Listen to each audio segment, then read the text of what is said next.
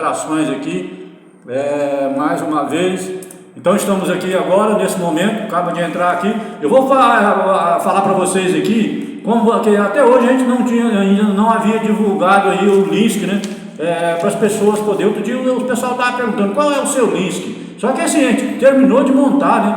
A gente terminou de montar aqui e agora que nós estamos organizando, aos poucos a gente vai organizando aí para ir facilitando a vida das pessoas aí. Então tá aqui na mão aqui o LINSC aí do YouTube, né?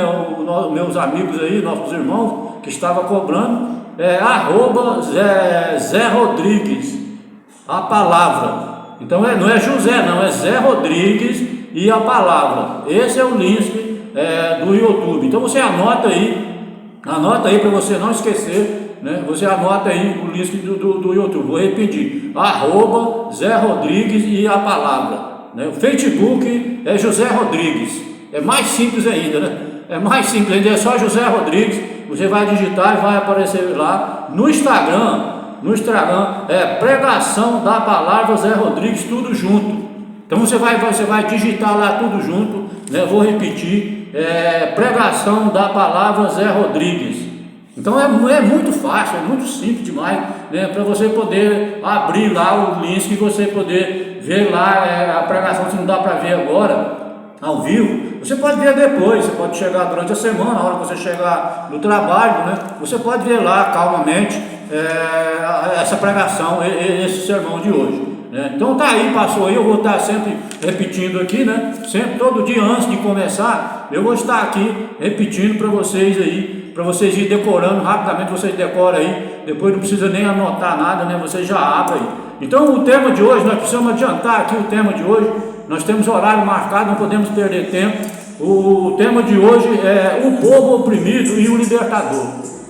Então esse libertador você já sabe quem é, não precisa nem falar.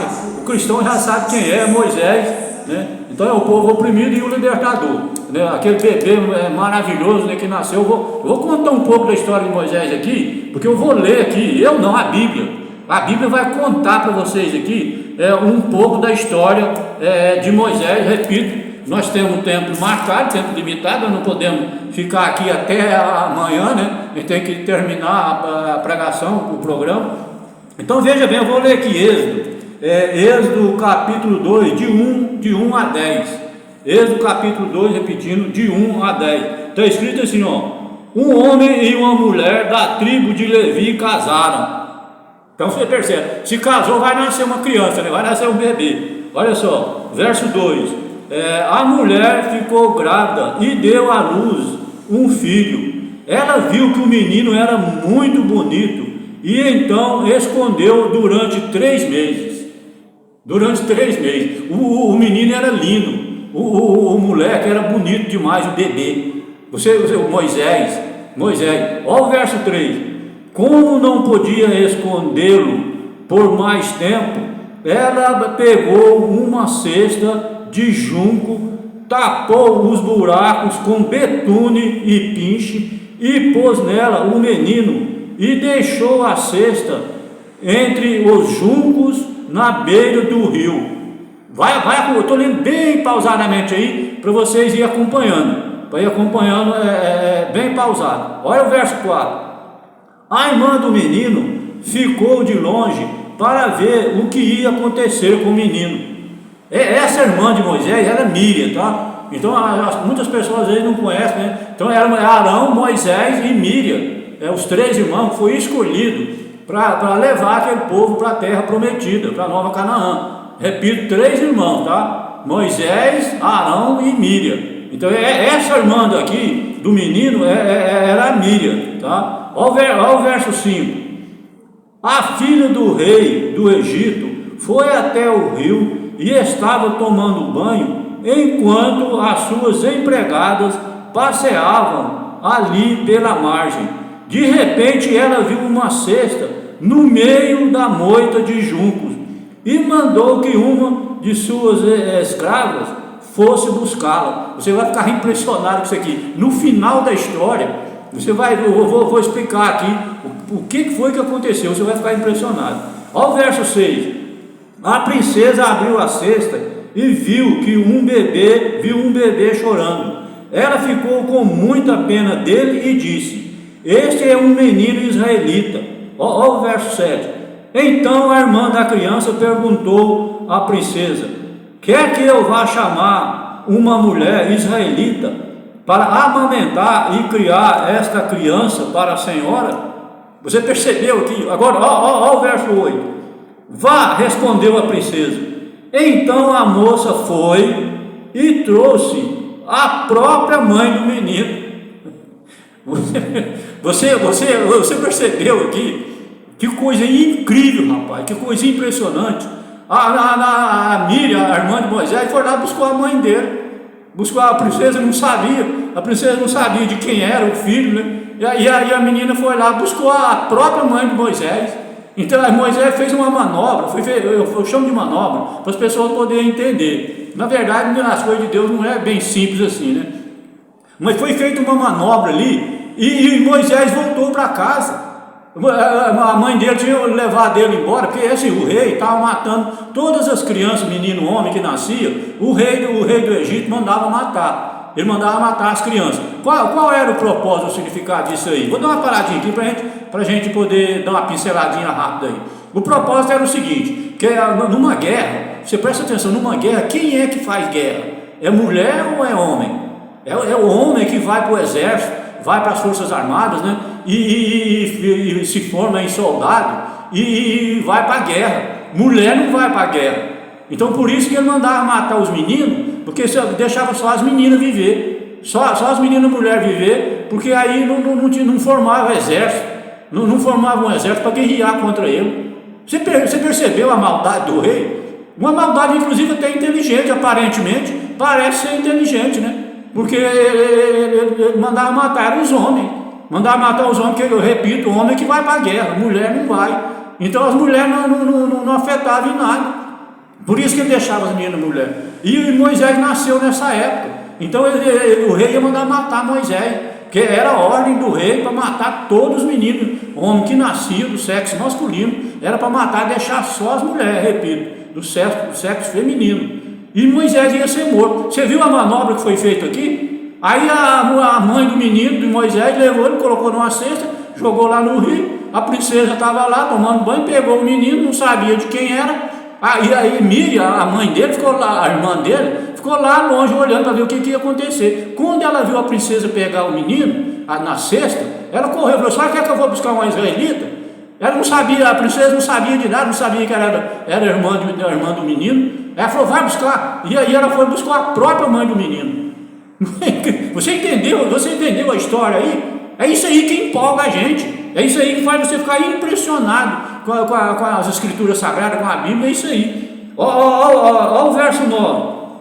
Aí a princesa lhe disse: leve este menino e crie para mim, que eu pagarei pelo seu trabalho. A mulher levou o menino e o criou. Além a mãe de Moisés, além dela levar o filho de volta para casa, protegido de não morrer, ela ainda ganhou dinheiro. Ela ganhou muito dinheiro, a princesa pagou ela. A princesa pagou ela para ela criar o próprio filho dela. Você percebe, eu repito mais uma vez, você percebe uma manobra bem bolada aí. A coisa de Deus é uma coisa impressionante, rapaz. É uma coisinha, eu fico impressionado com as coisas, como que Deus trabalha. Você entendeu? Você tem que prestar atenção. Eu vou ler uns textos mais bíblicos aqui, você vai ficar impressionado com o que Deus faz. Você não vai acreditar, você vai ficar de cabelo em pé. Que eu vou ler aqui já, eu vou ler esses outros textos aqui. Prosseguindo ao verso 10. Quando ele já estava grande, ela levou a filha do rei e o adotou como filho. Ela pôs nele o nome de Moisés e disse: eu o tirei da água. Olha que história maravilhosa. Preste bem atenção, leia isso aí na sua casa depois. Lê não, estuda, pesquisa sobre isso aqui. Vou repetir, Êxodo capítulo 2, de 1 a 10. Não é incrível essa história? E ela prossegue aqui: Moisés foge do Egito e por aí vai. Você precisa estudar isso aqui para você poder crescer espiritualmente, senão você nunca vai estar preparado. Se você ficar só lá no Novo Testamento, é válido também, mas você tem que, Apocalipse é válido, Daniel, tudo é válido. Você tem que ler Gênesis e Êxodo, você tem que começar a estudar a Bíblia do início. Você vai ficar impressionado com as histórias. Você vai ficar impressionado com as histórias. Olha só o verso 23 e 25, do mesmo capítulo aqui, capítulo 2, nós vamos ler agora, 23 e 25, está assim, ó. Alguns anos depois, o rei do Egito morreu, mas os israelitas continuaram gemendo por causa da sua escravidão. Eles gritavam pedindo socorro, e os seus pedidos chegaram até Deus. Você não precisa ter medo de orar, falar que Deus não vai ouvir, não, que Deus está ligado 24 horas, Deus não dorme, não, ligado 24 horas aí, no que você está falando, o que você está pensando. O que você está pensando aí agora? Deus está sabendo o que você está pensando, Ele está ligado 24 horas, repito. Você é monitorado por Deus 24 horas. Você está dormindo, tem um anjo lá do lado, olhando se você está dormindo bem, o que está acontecendo com você lá do lado. Não pense que você está sozinho, não, você nunca está sozinho em lugar nenhum. Olha o verso 24. Deus ouviu o gemido deles e lembrou da aliança que havia feito com Abraão, Isaque e Jacó. Você percebeu aqui a aliança, aquela promessa que ele fez com Abraão, lá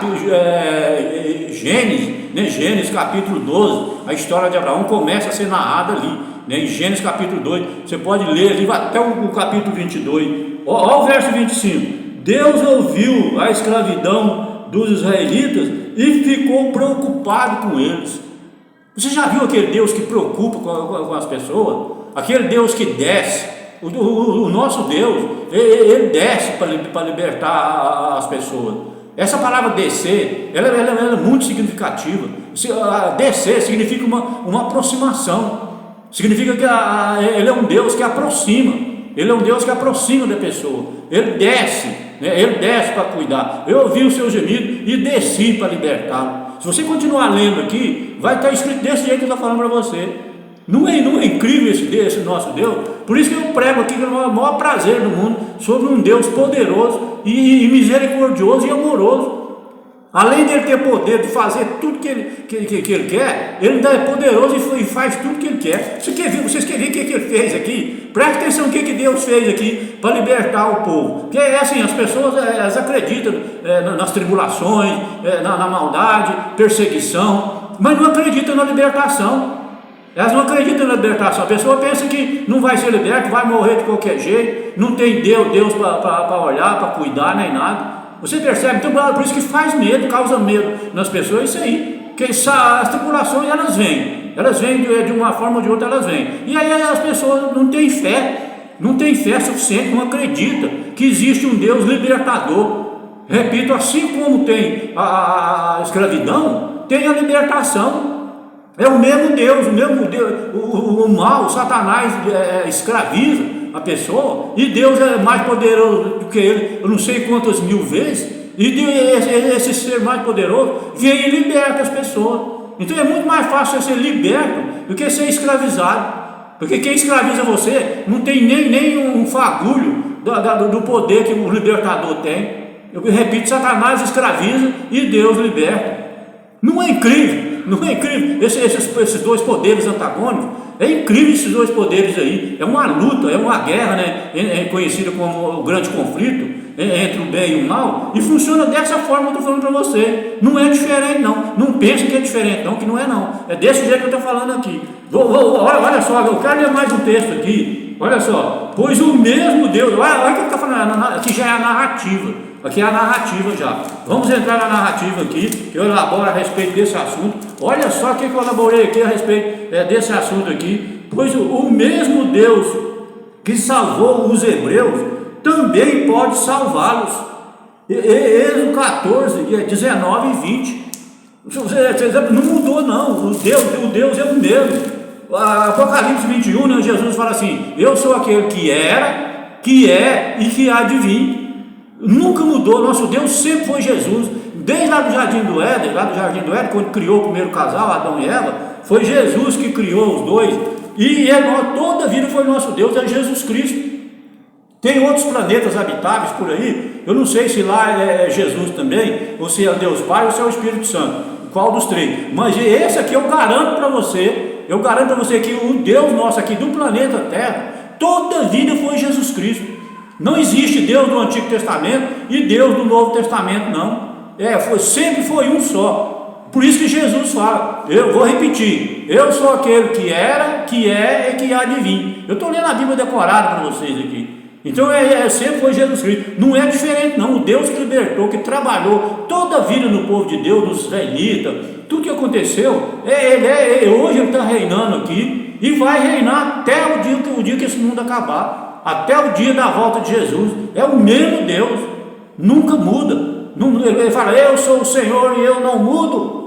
Malaquias 3, verso 6, não é assim que está escrito lá? Nunca muda nada não. Deus é eterno. E tudo que ele faz é eterno e ele não muda, é um só. Não é incrível? Olha só, Êxodo 14, 19 e 20. Eu vou ler também aqui bem pausadamente para você ver o que Deus fez.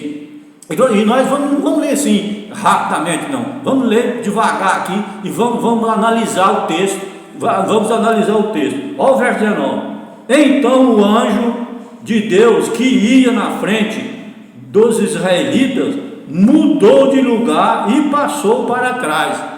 Isso aqui é porque não dá tempo de eu ler tudo, mas se você ler aqui antes disso aqui, era o exército dos egípcios, estava atrás dos israelitas, perseguindo o povo de Deus para matar o povo de Deus. Você entendeu então a história aqui? Então o contexto aqui é esse aí, tá? O contexto aqui é esse aí. Mudou para trás. Também a coluna de nuvem saiu da frente deles e foi para trás. Esse é o verso 19. Porque assim, a coluna de nuvem, o povo de Deus ia caminhando, eles caminharam 40 anos pelo deserto. Então durante o dia ia uma coluna de nuvem na frente. Inclusive nossos estudiosos, nossos teólogos, eles afirmam que era uma nuvem que fazia até sombra. Fazia sombra para refrescar, que era muito quente lá no deserto. Então durante o dia essa nuvem servia de sombra e ela ia na frente guiando, mostrando o caminho para eles. À noite ia uma coluna de fogo. Essa coluna de fogo também servia de guia e servia para aquecer também, porque fazia muito frio. De dia era um calor terrível, à noite as pessoas morriam de frio, era muito frio no deserto. E essa coluna de fogo, além de clarear, servia de lanterna, servia de lanterna para as pessoas andarem no escuro, ela ainda aquecia o povo. Você acredita num Deus desse jeito? Quem já pregou para você a respeito desse Deus desse jeito? Algum pastor, alguém já pregou? Levanta a mão aí, se alguém já pregou para você sobre isso aí, um Deus desse jeito. Presta atenção no verso 20, presta atenção no verso 20, aí fala, ficando entre os egípcios e os israelitas, o anjo e a coluna de fogo, a coluna de nuvem. Vamos aí, a nuvem era escura para os egípcios, porém iluminava o povo de Israel. Assim, durante a noite inteira, o exército egípcio não conseguiram chegar perto dos israelitas. Não chegaram nem perto. Agora você imagina um Deus desse. É tipo assim, vou explicar para vocês aqui. Por exemplo, do lado de cada rua aqui é dia, do outro lado da rua, do lado de lá, era noite. Você já viu um Deus fazer uma coisa desse jeito? Para uns é de dia, para os outros é noite. Você já viu um Deus, eu vou repetir, um Deus poderoso fazer essas coisas para livrar tudo isso, para livrar o povo do inimigo, para livrar o povo dele, o povo de Deus, dos inimigos que eram os egípcios, estava perseguindo o povo de Deus. Agora você imagina, de um lado é noite, do outro lado é dia. E os estudiosos, os teólogos, eles afirmam, eles explicam para a gente diz que essa noite era uma escuridão grossa, diz que era uma escuridão densa, que a pessoa custava andar. Era uma escuridão grossa. Você já viu falar isso? Uma escuridão grossa, e para dificultar a ação dos inimigos, para não tocar no povo de Deus. Você viu o que está escrito aqui? Para não chegar nem perto. Não conseguiram chegar nem perto. Não vou dizer chegar lá e pegar alguém, não conseguiram chegar nem perto. Esse vai ser nosso Jesus Cristo, que vai vir agora, vai vir agora no final dos tempos agora. Ele vai vir buscar os escolhidos, e ele vai fazer isso aqui, o que for necessário. Ele vai fazer coisa até pior. Ele vai fazer coisa até pior, ou seja, ou melhor, Ele vai fazer coisa até melhor do que isso aqui. De um lado é dia, do outro é noite. E o que for necessário ele vai fazer para livrar, porque o povo dele vai estar sendo perseguido também. Hoje, que é os adventistas do sétimo dia, vai estar sendo perseguido. Vai estar sendo perseguido, inclusive por causa da guarda do quarto mandamento, o cara do sábado, esse é outro assunto, é outra história, mas o povo de Deus, o importante a gente falar aqui, que o povo de Deus vai estar sendo perseguido desse mesmo jeito aqui, ó. E ele vai fazer do mesmo jeito que for necessário, eu repito, o que for preciso para livrar o seu povo. Não é incrível? Não é incrível? Vamos para a narrativa, vamos para a narrativa de novo, vamos voltar para nós, prosseguir aqui agora. Você prepara o seu coração aí, que a narrativa aqui é muito forte, tem muito texto aqui, muito forte, falando desse mesmo assunto, Olha só, presta atenção aqui, ó. Todos podem ser encorajados pelas histórias das intervenções de Deus em favor do seu povo. E hoje nós podemos ser encorajados. Se você não ler, se você não estudar o livro de Êxodo, você nunca vai saber de nada do que aconteceu. Aliás, você não vai saber nem quem é o seu Deus. Se você não estudar Gênesis e Êxodo, principalmente os dois primeiros livros, especialmente o livro de Êxodo, você não vai ficar nem sabendo quem é o seu Deus. Você não vai saber quem é, porque você não vai saber o poder que ele tem, você não vai conhecer ele, você não vai saber o que foi que ele fez pelo povo dele no passado. Como que você fica estudando, lendo só o Novo Testamento? Inclusive tem muita gente aí que afirma que o Antigo Testamento foi abolido. Esse negócio de Moisés é coisa do passado. Você está vendo a perdição sua aqui, meu amigo? Você está vendo a sua perdição na cara aqui, porque você não estuda nem Gênesis e especialmente o livro de Êxodo. Se você não conhece o seu Deus, você não sabe nem quem é o seu Deus, se você não estudar esses dois livros aqui, você vai ficar mais perdido que a azeitona na boca de banguela. Você nunca vai entender nada. Não vai nessa cabeça de quem está falando que é Novo Testamento, que Velho Testamento. Essas pessoas estão de má fé. Essas pessoas estão te enganando você. Não é nada disso. Você tem que começar lá no Gênesis, estuda Gênesis, vai para Êxodo, vai para Levítico, vai para Deuteronômio, e vai, Números, primeiro, vai para Deuteronômio, Josué. Eu vou falar aqui, eu falo a Bíblia inteira na sequência aí. E você tem que estudar toda. Você tem que começar lá. Você vai subir uma escada, você não pode subir uma escada começando do meio da escada para frente, não. Você vai subir uma escada, você tem que começar lá do primeiro degrau. Eu estou conversando aí, abobrinha aqui, ou é verdade isso que eu estou falando aí? Me ajuda aí, né, irmão? Me ajuda aí, meu irmão. Olha só, prosseguindo aqui, ele fala, ele ouve o clamor dos oprimidos e vê suas lutas, observa suas lágrimas e vem ao seu auxílio. Está registrado em Êxodo, capítulo 3, versículo 9. Você percebeu aqui? Como é que você vai saber, eu repito, como é que você vai saber que Deus é desse jeito aqui, ó? Deus é desse jeito que está escrevendo aqui, ó.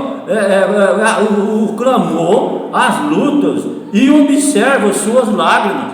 Se você não estudar Deus, você não vai conhecer isso, que Deus é esse, que observa até as suas lágrimas. Quando você está chorando, eu ouvi outro dia um estudioso aí, um teórico, falar que quando você está com febre, diz que Jesus sente a febre do mesmo jeito que você sente, diz que ele sente também.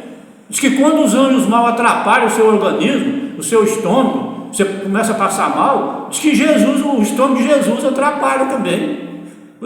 A história não é de rir, não, mas dá vontade até de rir. Fala sério, fala a verdade. Não dá vontade até de rir. Se você está com febre, Jesus sente a febre. Se você está com o estômago ruim, atrapalhou o intestino, diz que o intestino de Jesus atrapalha também. É incrível demais, é ou não é? Fala a verdade. Então vamos prosseguir aqui e falar, Deus toma a iniciativa de libertar aqueles que confiam nele. É por isso que devemos estudar o livro de Êxodo.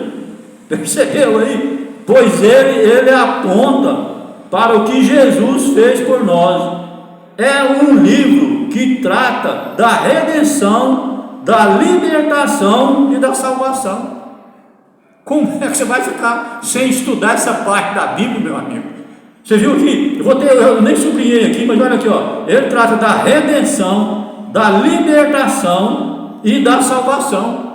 Essas três coisas é um pacote só. É uma coisa só para você ir para o céu, para você ser salvo. Você precisa estudar essas três coisas aqui, ó, sobre redenção, libertação e salvação. Se você não estudar nada sobre isso aqui, eu repito, você está subindo a escada lá do meio para o fim. E aí o que vai acontecer? Me fala aí, me responde aí. o que vai acontecer? Uma pessoa que vai subir uma escada e começa lá do meio para frente. Você já viu falar isso? Se você for ver um filme, você vai ver um filme aí, as mulheres que gostam de assistir novela aí, né? Se elas perderem um capítulo, elas não sabem mais nada depois. Se elas pegarem a novela do meio para o fim, eu lembro lá em casa, elas ficavam contrariadas, ficava chateado porque não entendia nada. Você vai ver um filme, se você ver um filme do meio para o fim, você não entende nada.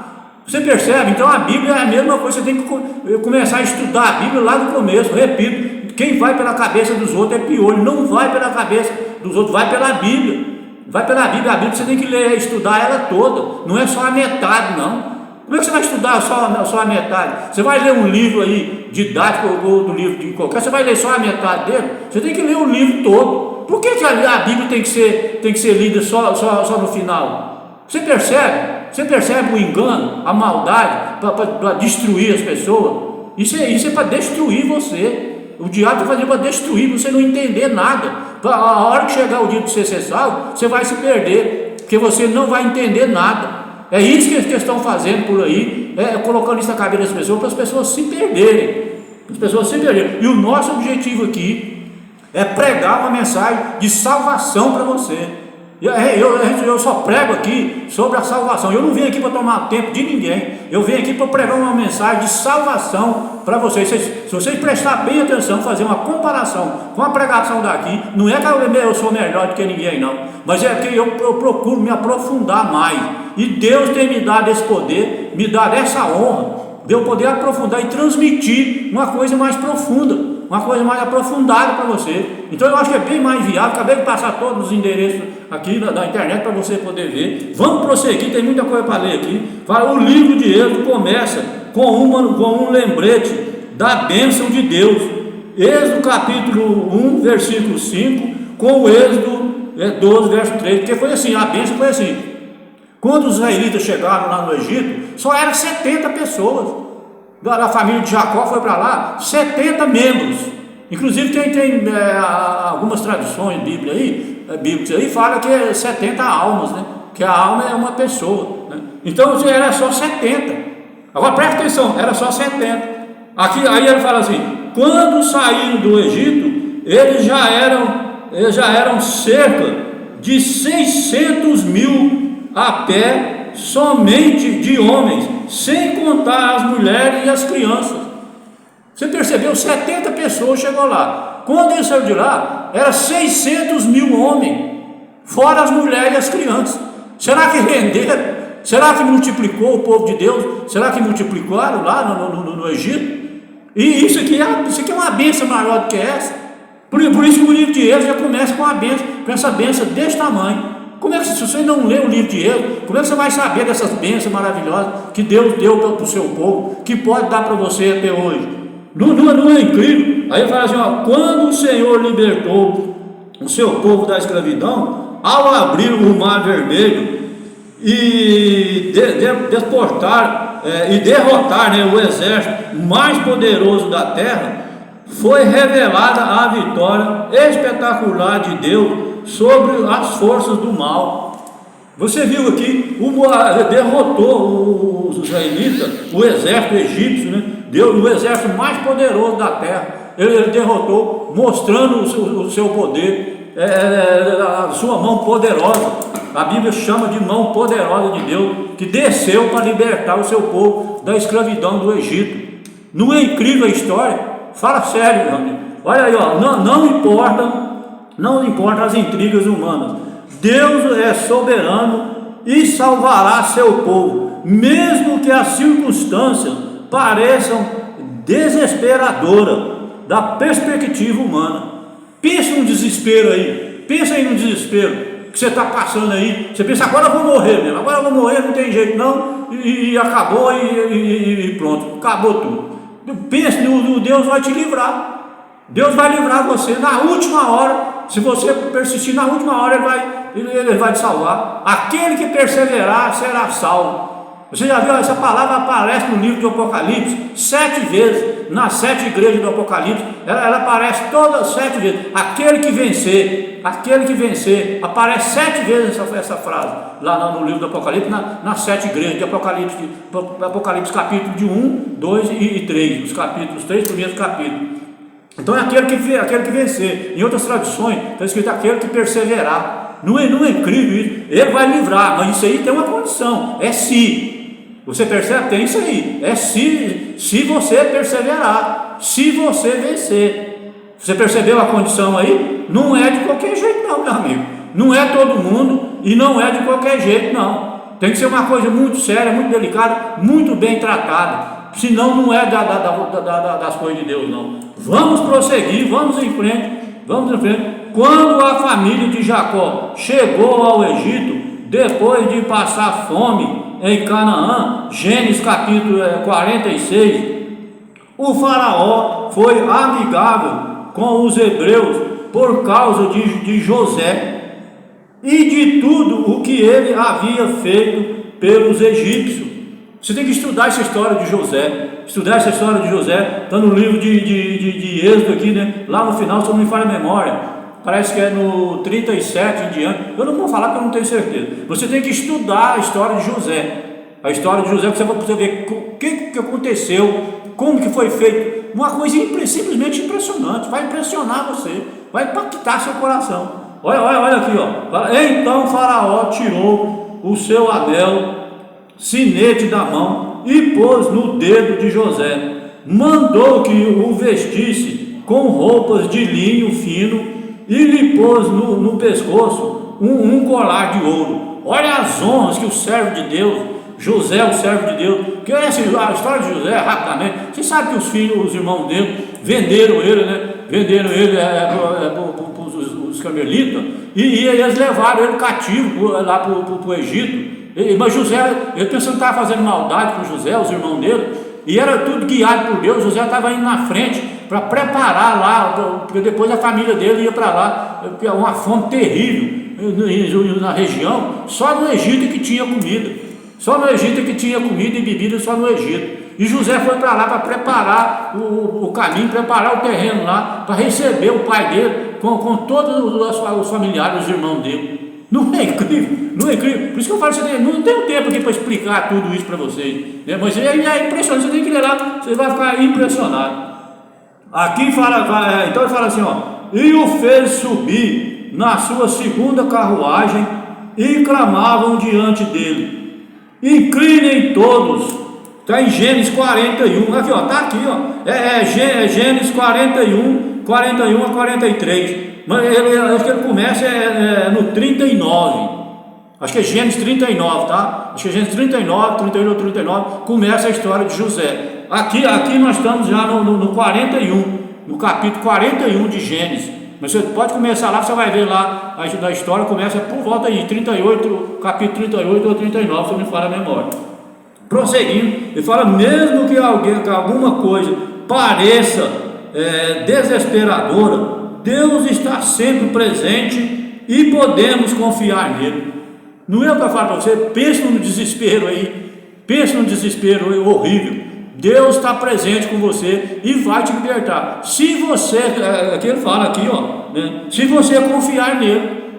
Você percebeu essa partícula aí, se, né? Ela prossegue por toda a Bíblia. É se, você viu aqui, ó, se você confiar nele. No entanto, Deus não abandonou o seu povo em meio às dificuldades. Mesmo que pudesse parecer assim, muitos hebreus estavam desesperados. Você percebe? A pessoa não acredita, o problema é esse. É a fé, né? Chama de fé, é acreditar, é uma coisa só. Você viu que os hebreus, o povo estava desesperado. Eles não acreditavam. Eles não acreditavam que Deus ia libertar eles. Não é incrível a história? Aqui ele fala, contudo, no momento de angústia, Deus veio para ajudar com sua mão poderosa.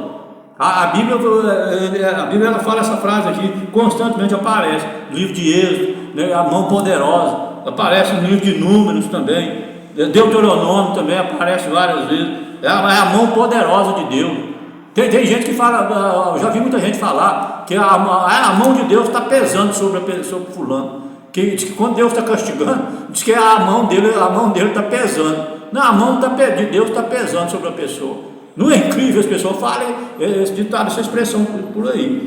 E fala, nenhum faraó é mencionado por nome no livro de Êxodo. Eles possuíam apenas o título de faraó, que significa rei. Você percebe aqui que era tão mal. Você já viu falar faraó, Herodes? Você já viu Herodes? Abimeleque? Você já viu esses nomes, aparecer esses nomes na Bíblia várias vezes? Pois é só para dizer que ele é rei. Mas o nome dele é tão assim, tão impuro. Ele é tão impuro que o nome dele nem aparece na Bíblia. Não cita o nome dele na Bíblia, porque ele não merece. Não é incrível isso? Por isso que ele só fala faraó. A pessoa pensa que faraó faraó é só para falar que o cara é rei. Mas ele entrava 1, 2, 3, 4, 5, 6, 10 reis lá, tudo era chamado de faraó, para não mencionar o nome dele.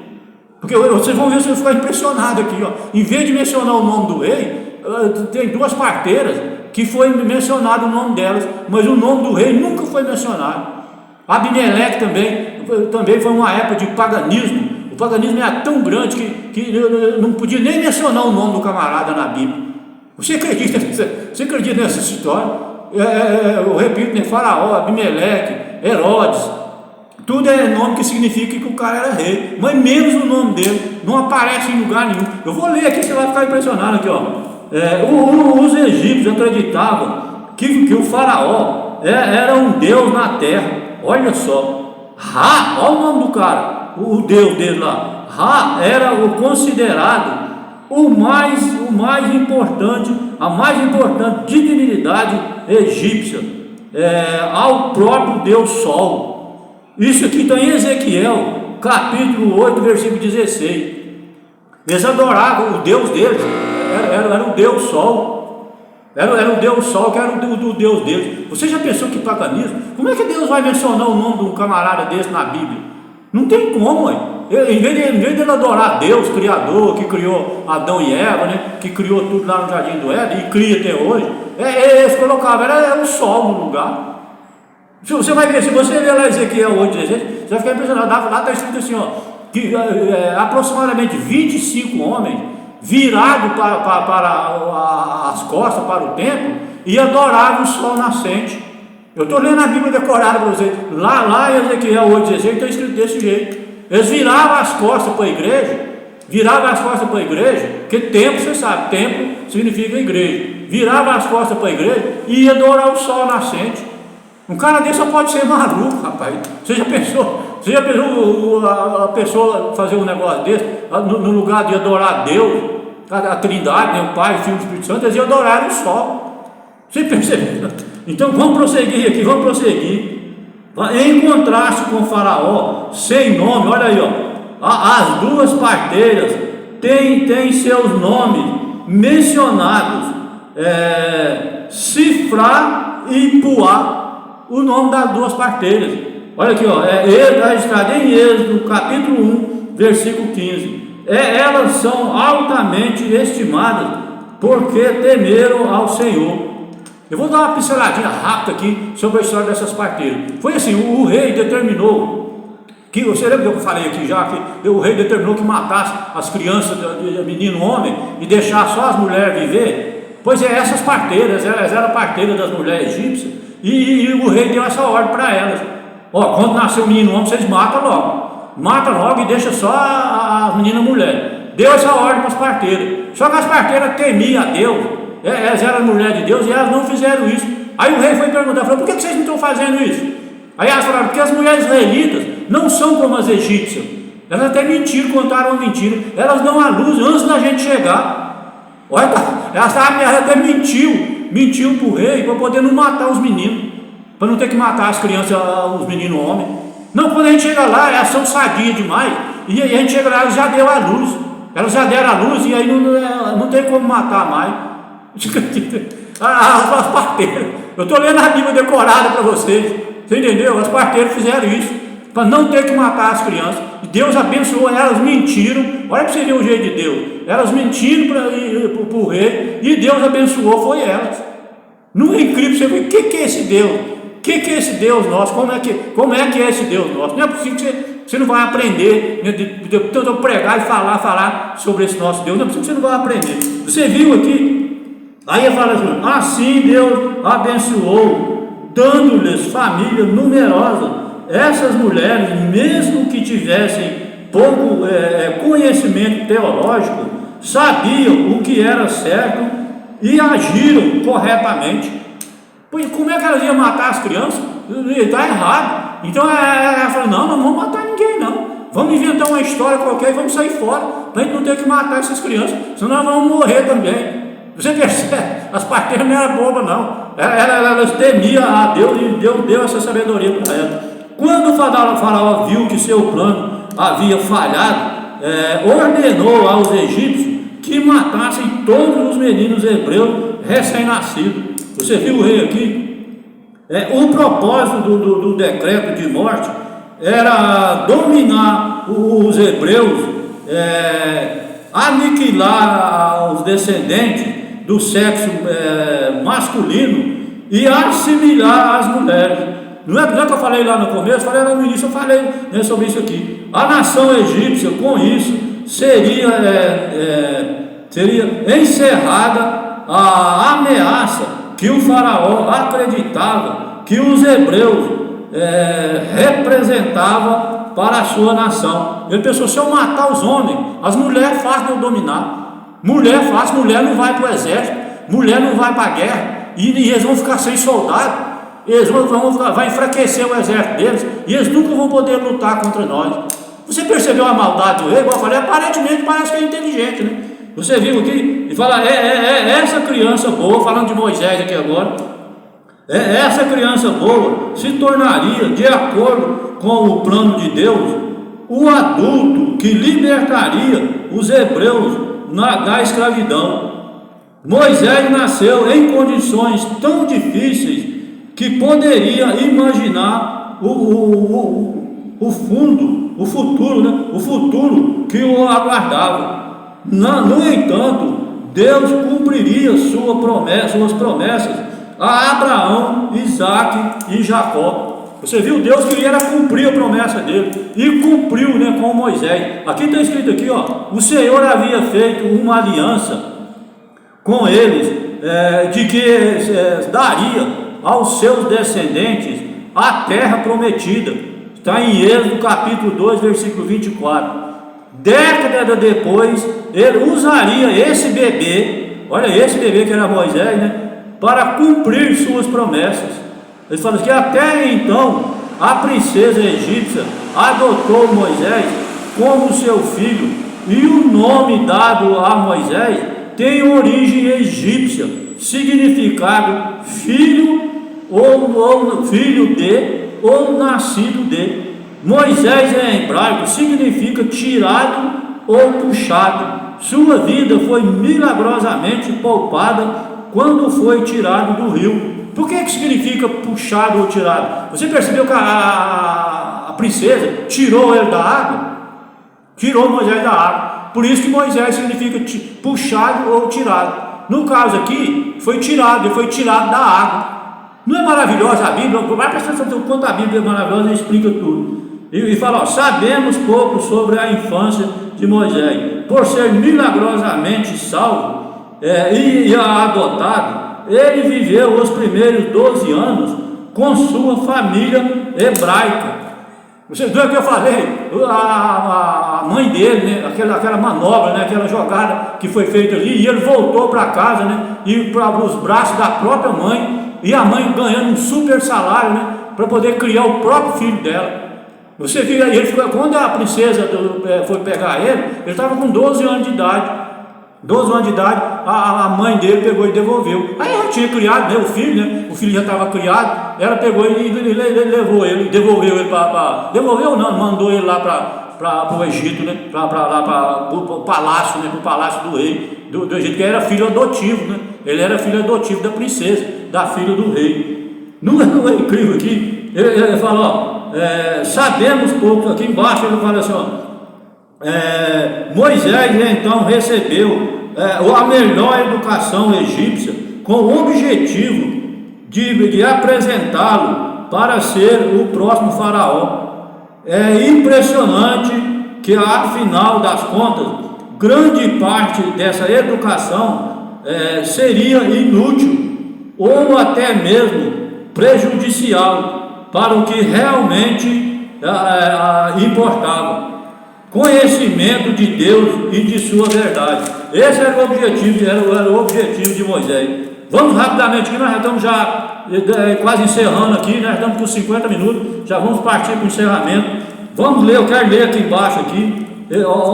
Eles inventaram uma mentira terrível contra Moisés. Eu quero contar essa mentira aqui, ler para vocês aqui o que eles inventaram de Moisés aqui, ó. Sem dúvida, na época em que ele fugiu, Moisés não tinha ideia do que o futuro preservava a ele. A notícia logo chegou com bastante exagero aos ouvidos do faraó. Disseram ao rei que esse ato significava muito mais que Moisés planejava liderar seu povo com os egípcios e derrubar o governo e assentar-se no trono. Você percebeu a mentira que estão inventando aqui? Disseram também que não poderia haver segurança para o reino enquanto Moisés estivesse vivo. O rei determinou que ele deveria morrer imediatamente, mas Moisés, percebendo o perigo que corria, fugiu para a Arábia. Moisés viveu 120 anos. Deuteronômio 34, versículo 7. Sua vida pode ser dividida em 3 períodos de 40 anos. Os primeiros 40 anos foram passados no Egito. Os outros 40 na casa de Jetro, que era o sogro dele, né?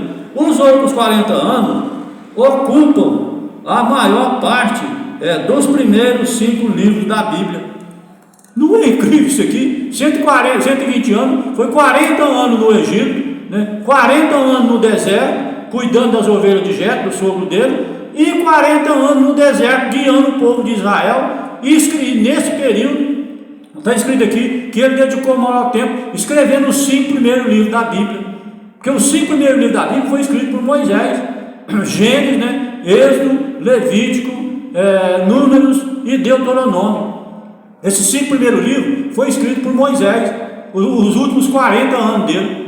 No incrível, presta atenção, então, 40 anos no Egito, né? 40 anos no Egito, depois ele matou aqueles egípcios lá, vocês conhecem a história, teve que fugir, né? Mas já tinha passado 40 anos lá no deserto, cuidando das ovelhas do sogro de Jetro, e 40 anos no deserto, cuidando do povo de Deus, dos israelitas, e escrevendo os 5 primeiros livros da Bíblia.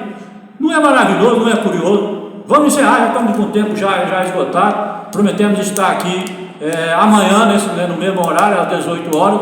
Que a graça e a paz do nosso Senhor Jesus Cristo esteja com todos nós, que assim seja para sempre. Amém.